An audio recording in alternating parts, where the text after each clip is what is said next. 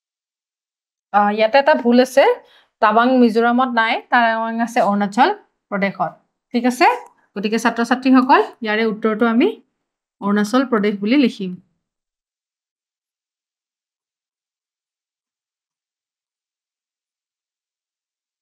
হ'ব অৰুণাচল প্ৰদেশত টাৱাং আছে 30 নম্বৰ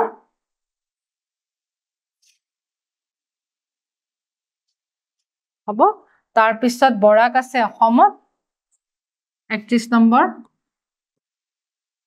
দিহিং আছে অসমত 32 নম্বৰ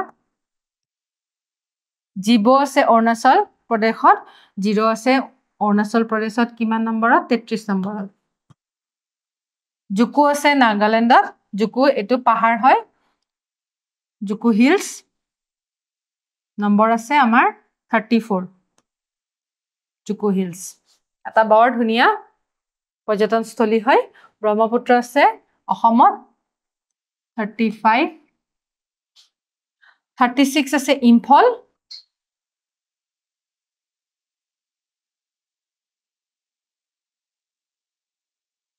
ইয়াংমাথাং আছে সিকিমত নম্বৰ হয় 37 সহৰা আছে মেঘালয়ত 38 বাইমা আছে ত্ৰিপুৰাত 39 আৰু পট্টিত আছে লোহিত অৰুণাচল প্ৰদেশত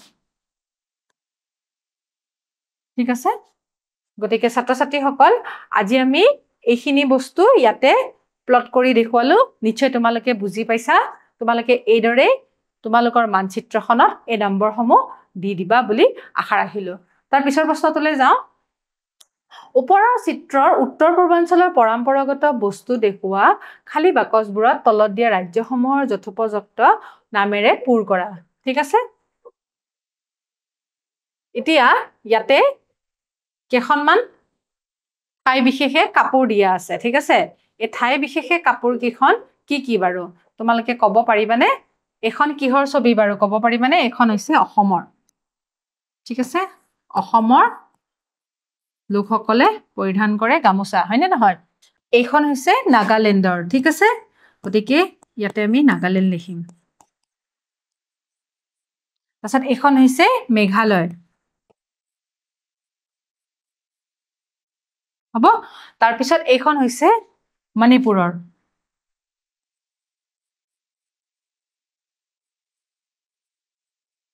ঠিক আছে তাৰ পিছত এইখন হৈছে ত্ৰিপুৰা এইখন হৈছে মিজোৰাম পৰম্পৰাগত সাজপাৰ তেওঁলোকৰ ঠিক আছে মই ইয়াতে লিখি দিছো মিজোৰাম তোমালোকে ধৰিব নোৱাৰিবও পাৰা মিজোৰাম সত এইখন হৈছে সিকিম তাৰ পিছত এইখন হৈছে অৰুণাচল প্ৰদেশ ঠিক আছে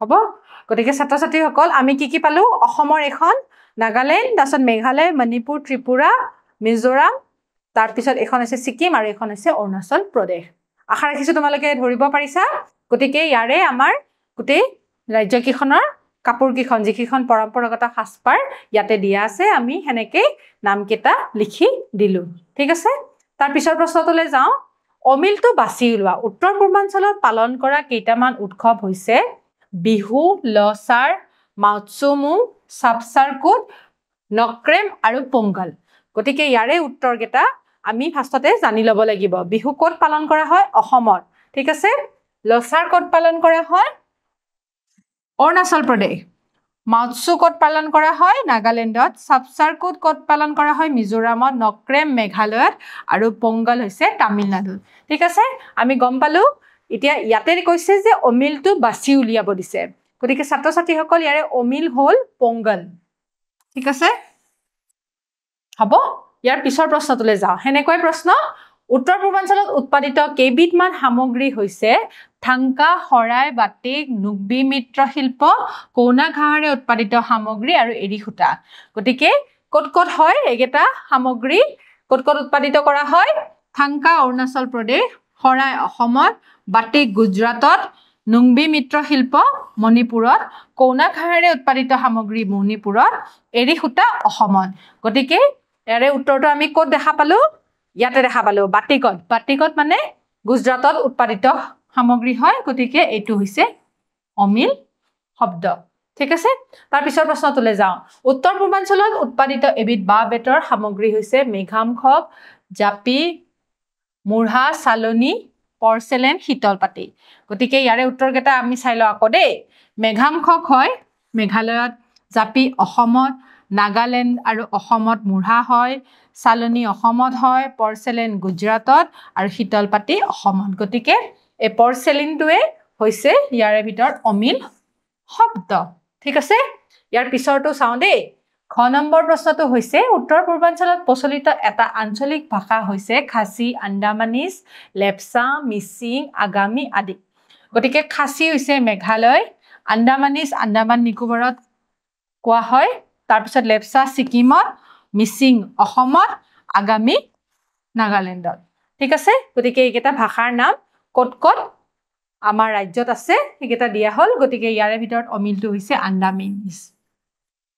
ঠিক আছে, আন্দামান নিকোবৰৰ এটা আঞ্চলিক ভাষা।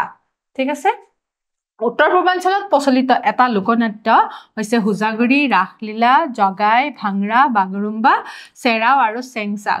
গতিকে তোমালোকে ধৰিবই পাৰিছা, তথাপিতো বাকীকেইটা ক'ৰ ক'ৰ হয় সেইকেইটা আমি জানি ল'ব লাগিব। হুজাগুৰি ত্ৰিপুৰা, ৰাসলীলা মণিপুৰ, জাগাই মণিপুৰ, ভাংৰা পাঞ্জাৱ, বাগৰুম্বা অসম, চেৰাও মিজোৰাম, চেংচা নাগালেণ্ডত। গতিকে ইয়াৰে ভিতৰত অমিলটো কি বাৰু কোৱাচোন? ভাংৰা। অমিল হৈছে ভাংৰা। হ'ব, এইটো হৈছে ইয়াৰে শুদ্ধ উত্তৰ। মানে অমিল শব্দটো হৈছে ভাংৰা। ঠিক আছে, এতিয়া কি দি আছে চোৱাচোন। শিপিটিৰ চিত্ৰখনৰ পাতল ছাই বৰণীয়া আঁচবোৰ গ্ৰাহ কৰি বিন্দুবোৰ সংযোগ কৰা আৰু তলত দিয়া ঠাইসমূহ তাত চিনাক্ত কৰা। গতিকে আমাক কেইটামান ঠাইৰ নাম দিয়া আছে, সেই ঠাইৰ নাম হিচাপে আমাৰ সেই বিন্দুবোৰ লগ লগাই পেলাই ঠাইসমূহ কি কি হয় সেয়া আমাক ক'ব দিছে। ঠিক আছে, মই চিত্ৰখনত দেখুৱাই দিছো, তোমালোকে ধৰিবই পাৰিবা। ইয়াতে আমাৰ কেইটামান এনেকে পইণ্ট দিয়া আছে। ঠিক আছে, এতিয়া চোৱা, প্ৰথমতে আমি দেখা পাইছো যে কামাখ্যা মন্দিৰ, এইটো কামাখ্যা মন্দিৰৰ চিত্ৰ হয়। হ'ব, মই এবাৰ মাৰ্ক কৰি দিছো, এইটো হৈছে কামাখ্যা মন্দিৰ। ঠিক আছে, তাৰপিছত কি দিয়া আছে? তাৰপিছত দিয়া আছে কাংলো ফৰ্ট মণিপুৰ, ইয়াতে আছে।